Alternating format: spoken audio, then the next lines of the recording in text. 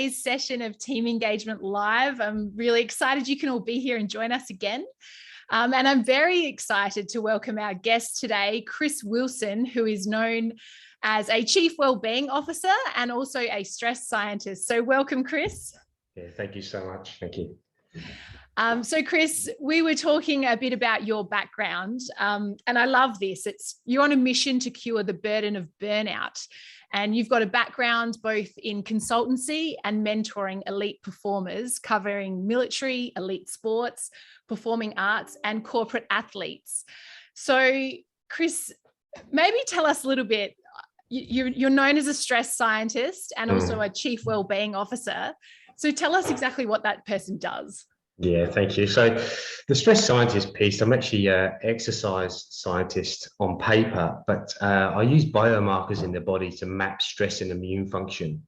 And we would use this in sporting context and military to identify things like readiness to train and then overtraining syndrome. And this would allow us to know, is the athlete ready to be, have they got the capacity to push, or are they at risk? And of course, what happened was corporate world started to invite me in to quantify stress and look at risk. And my business model now really aims at embedding myself in the leadership framework as a Chief Wellbeing Officer. It doesn't exist in Australia yet, so I'm making it happen. Yeah. So you see a future where they'll be sitting on the executive team just along the CFO and the CTO? 100%. Yeah, I love that. So maybe tell us then, you're working with organizations in the wellbeing space. So what are you seeing in the world today? Yeah, it's a great one. I'm thinking about it a lot. We're in March already, and there was this big promise of 2022 where we're all going to accelerate out of COVID. And the conversations I'm having is this cognitive fog and this stuttering going on. So the leaders have mapped out high growth, and what we're actually seeing is there's a hangover. And we've had inadequate recovery, and we're having to lick a bit of our wounds and go back to, how are we feeling and how are we going to get through, this big push. And we can see that, we can see it with, the Great Resignation and everything else, where we're being disrupted when we thought we were going to accelerate. I think that's really interesting put in that context, because I think a lot of people are feeling flat. And, you're talking about it like in that sporting context of like, we need some recovery. I think that's a really interesting way to think about that. Do you, obviously there's a lot of wellbeing programs happening. Do you think they're hitting the mark?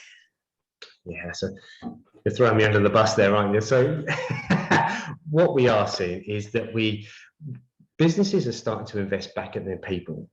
They spent the last 2 years kind of holding on to their purse strings, thinking we don't know how long the money's going to last. Yeah. And as we're starting to reinvest in our people, we're doing this very generic well-being delivery, and we're missing the mark. From my feel and what I'm seeing in the workplace. Yep. And people are demanding more of an individual approach to what do I need, and well-being is very fluid. What I needed last month is not the same as what I need now. So we are aiming for a more targeted approach to the individuals to be able to improve the cohesion and the overall well-being of the organization. Yeah. Okay. So in that context, then maybe you talk to us, how do you think teams can improve their well-being? Yeah, it's great. So my model, if you like, my business model is really built around this idea that in the sporting context, we've got because I know you play in both houses, right? You play in corporate, but you play in sport as well. Yep. In the sporting, organizations, we allow our athletes to have ownership and accountability over their well-being. They know what they're supposed to eat. They know about sleep hygiene patterns. They know about, training. They've also got this really beautiful open communication about, I'm not feeling too well today, or I've picked up a bit of a niggle. Because collectively, what we understand is that the team has to perform to win. And, if we're all along the same line, then I need to step out and let someone else step in. I've got to have that trust and that conversations.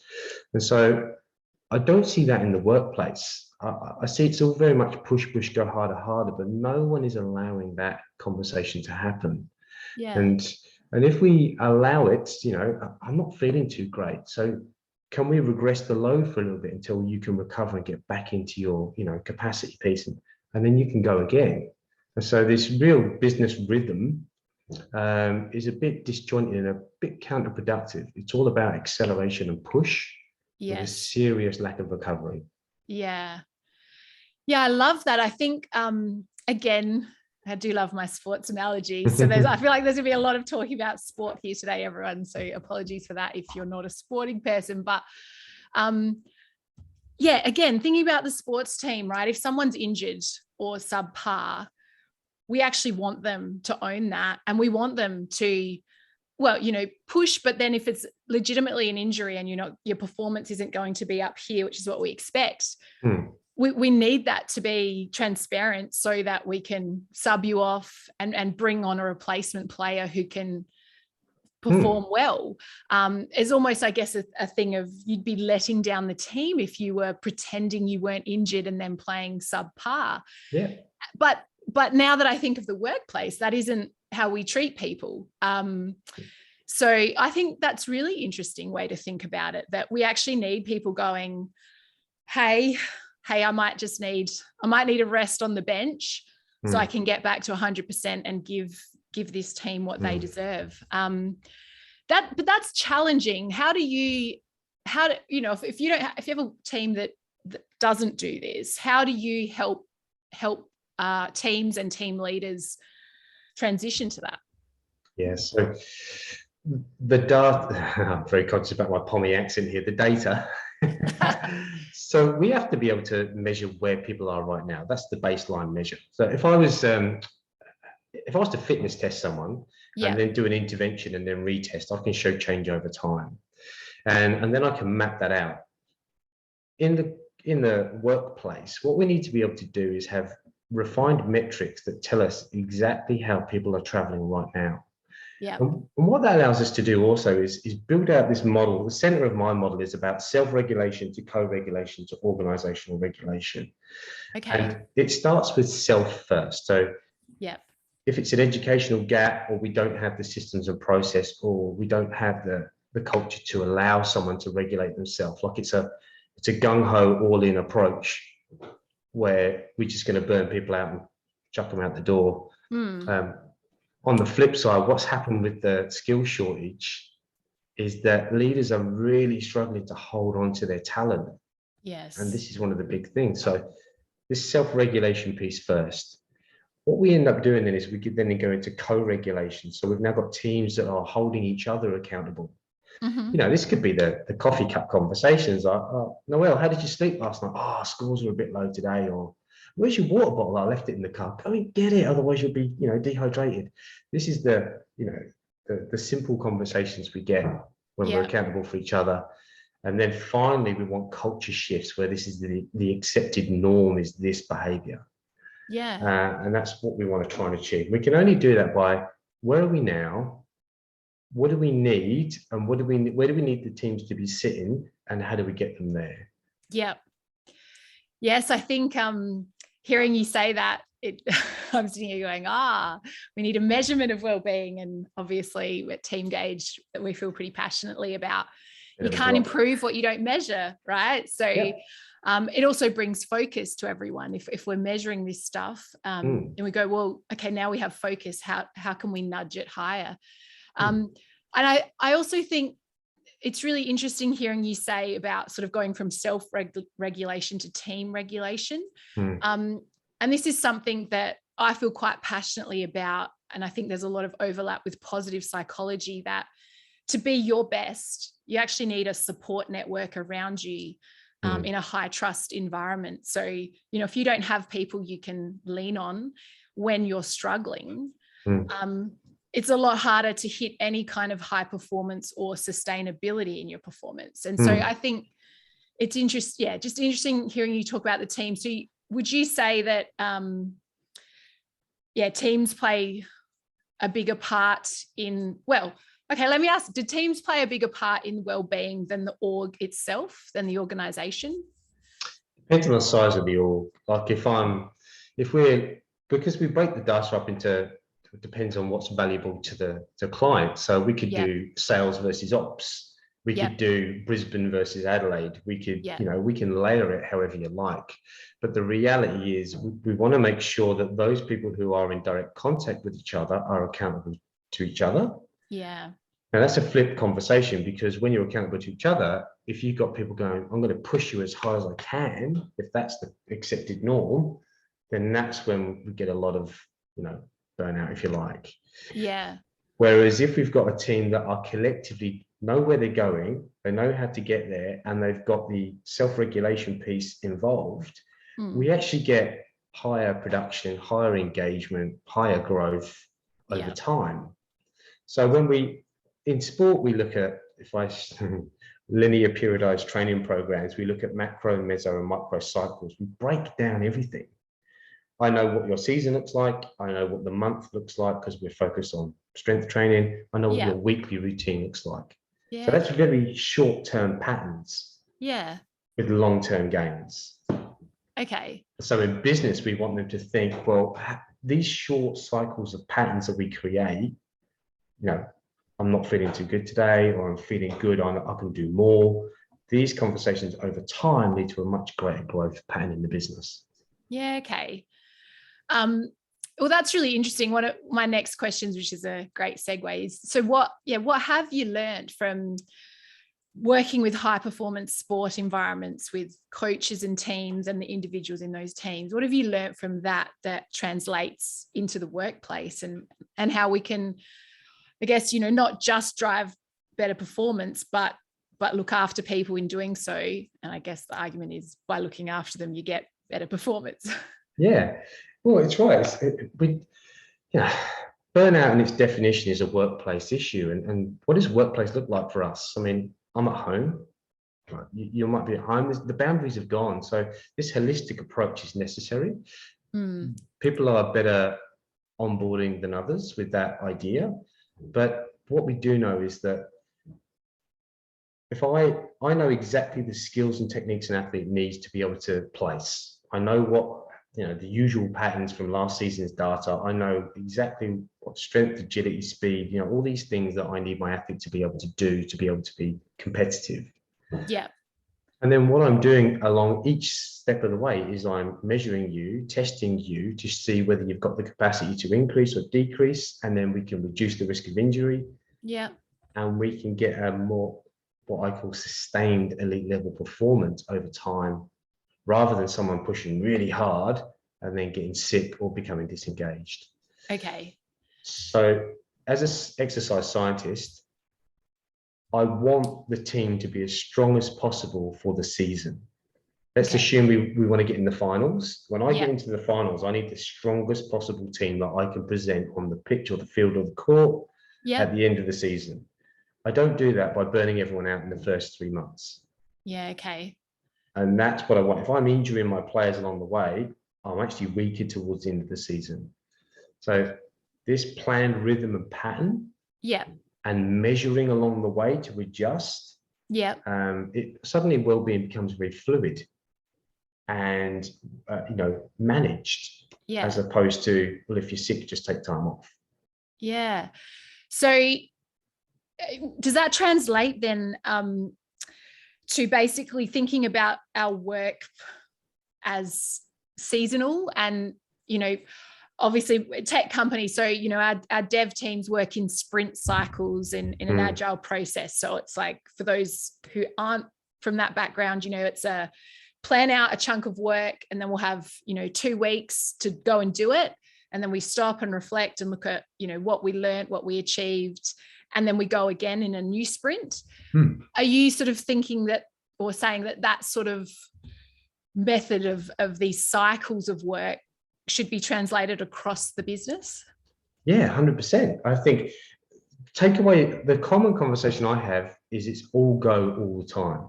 Yeah. And people are just, they feel, the language I hear is They've got a fear of failing, a fear of burning out, and they just can't keep going on at that pace. Yeah. And no one is having the conversation around the fact that I'm struggling here. I need to slow down, and there's no end in sight because the business is going, just grow, go faster, let's get bigger, let's go. Yeah. So with a pattern, I know that I've got a chunk of energy expenditure.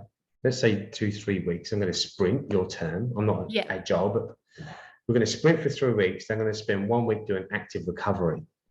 Doesn't mean I'm not working. It means the type of work is less growth work and more admin, catching up, reconnecting, realigning. Yeah, it's a great pattern to have. Yeah. I love that. I remember when we spoke previously, I said to you, it's sort of like, you know, in the fourth quarter, and if the game's on the line, you find this extra energy to push to close it out. And I remember your response was, yes, but that's because you know that when the whistle blows or the siren goes, you're done and you can rest and you can go home and lie in bed and rest the legs. And I think that's really important, that you can't keep pushing when there's no end in sight.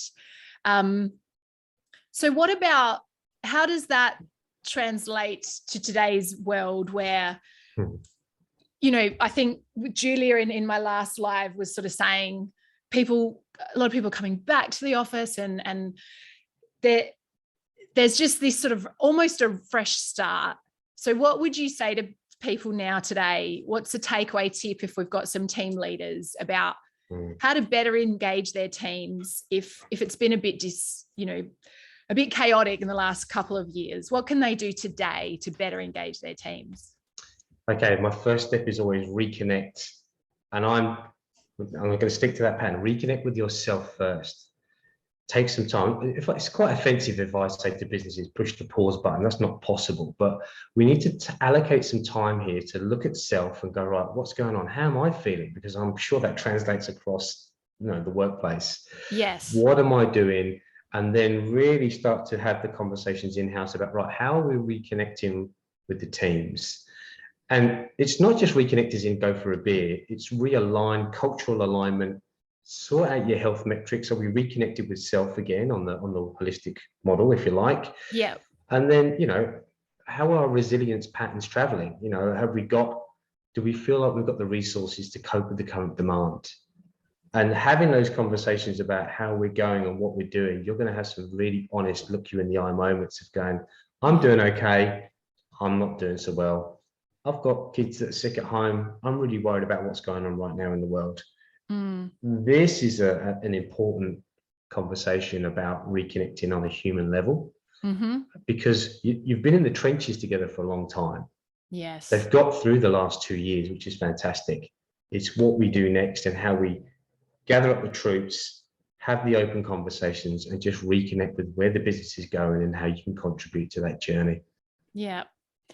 I love that. I mean, you touched on it earlier again, but you've sort of reiterated it there, that conversations, right? That teams can have conversations to hold each other accountable about not just their performance, but how they're coping. And right there, right, reconnecting and allowing people to sort of air that whole self at work, that anxiety about the world around us, which is very legitimate and real at the moment, acknowledging that we bring that to work. We can't leave that at the door. No. So yeah, how do we know where our teams are at? And yeah, connecting, asking, conversations. I love that. I think maybe one of the takeaways here for me, which is, well, I love it with my bias towards sport, but think about it as a coach, right? So Chris, you know, correct me if you want to tweak anything here, but it sounds like you're sort of saying, if you're a coach of a high performance team, you know, you're a professional, you're paid to win. That coach is going to be pretty closely connected with the athletes during the week, on game day, before, pre-game, during game, post-game, reviewing during the week at training, what we need to change and improve. That's how team leaders should be thinking about their team? Yes, and an interdisciplinary approach. If I've got an athlete in the set, like the athlete is the center of my intention. I've got physios, psychs, dietitians, performance coaches, and they're all working together collectively to understand how that human is traveling. Yeah. and they all share knowledge and share information to make sure that we are encouraging and supporting that individual, because collectively the performance of the team is much greater. Yeah. I love that, Chris. Well, we are out of time. The 20 minutes flies by. But thank you everyone for joining us. I know we've just posted a feedback link in the chat. So if you'd love to fill that out, we would love to read what you're thinking and look at how we can keep improving this series. It's also, this will also be posted on YouTube, so you'll get a link out. So if you didn't catch all of it, or you want to watch it again, you can have a look at YouTube. So thank you all so much. Thank you, Chris, for joining us. And just, remember to think like a sports team. Thank you so much. Thanks for your time. Bye, everyone.